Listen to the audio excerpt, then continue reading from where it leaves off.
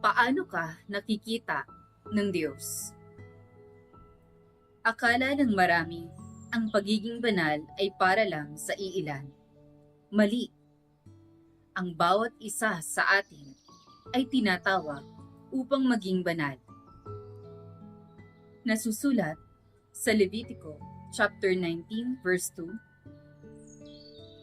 Sabihin mo sa buong sambayanan ng Israel, magpakabanal kayo, sapagkat akong si Yahweh na inyong Diyos ay banal. At sa Mateo chapter 5 verse 48, ang sabi ni Jesus, kaya maging ganap kayo, gaya ng inyong Ama na nasa langit.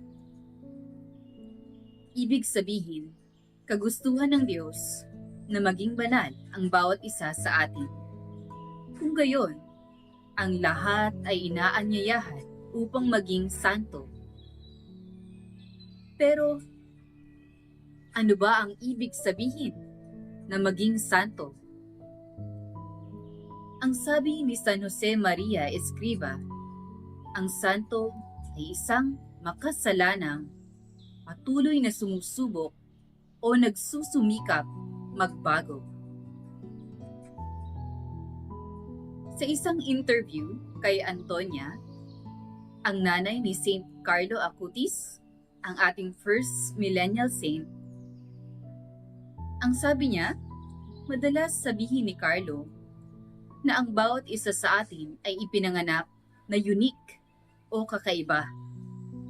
Ang bawat isa sa atin ay original. Ngunit, marami ang namamatay na photocopy o gumaya lang sa iba. Maging ang mga santo ay iba-iba.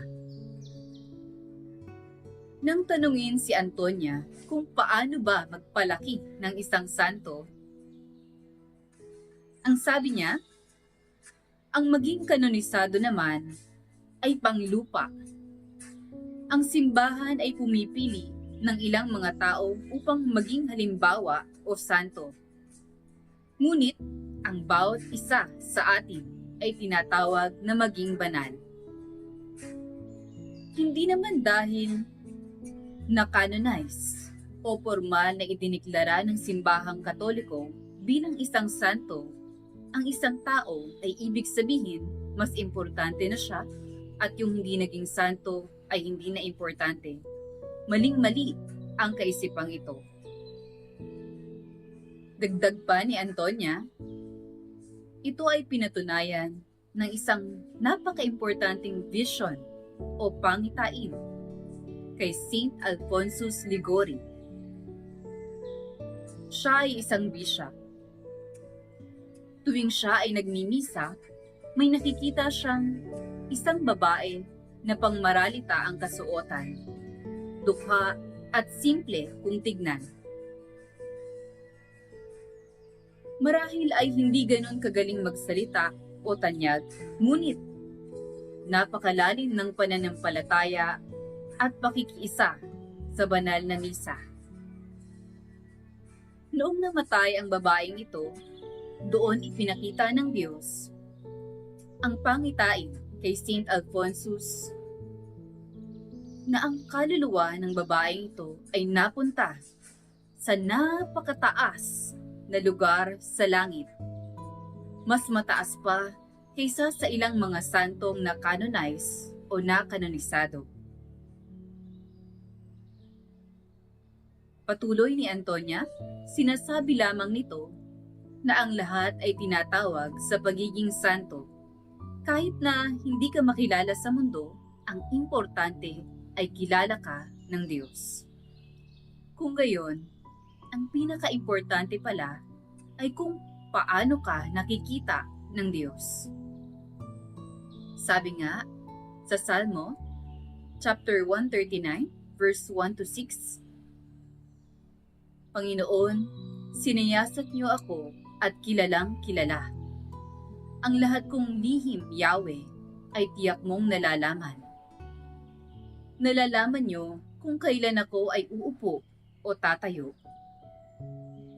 Malayo pa lamang, nalalaman niyo na ang lahat ng aking iniisip. Nakikita niyo ako habang ako'y nagpapahinga o nagtatrabaho. Ang lahat ng ginagawa ko ay nalalaman ninyo. Panginoon, hindi pa man ako nagsasalita, ay alam niyo na ang aking sasabihin. Lagi ko kayong kasama at kinakalingan niyo ako sa pamamagitan ng inyong kapangyarihan. Ang pagkakilala niyo sa akin ay tunay na kahanga-hanga. Hindi ko kayang unawain. At sa Salmo chapter 19 verse 14, sana'y maging kalugod-lugod sa inyo, Panginoon, ang aking iniisip at sinasabi, kayo ang aking bato na kanlungan at tagapagligtas.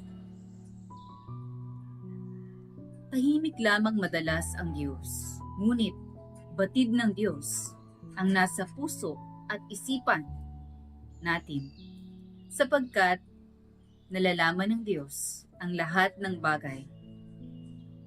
Walang natatago sa kanyang paningin at pinakamatalino ang Diyos.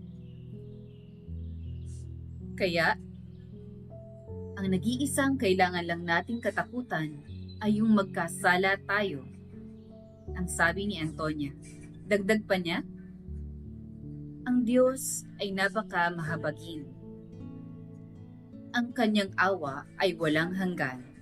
Ang importante ay mabuhay tayo sa matinong pamamaraan.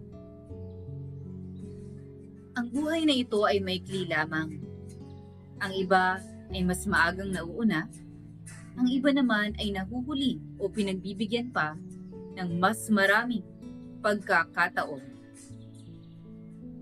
Yun po ang mga naging sagot ni Antonia, ang nanay ni Saint Carlo.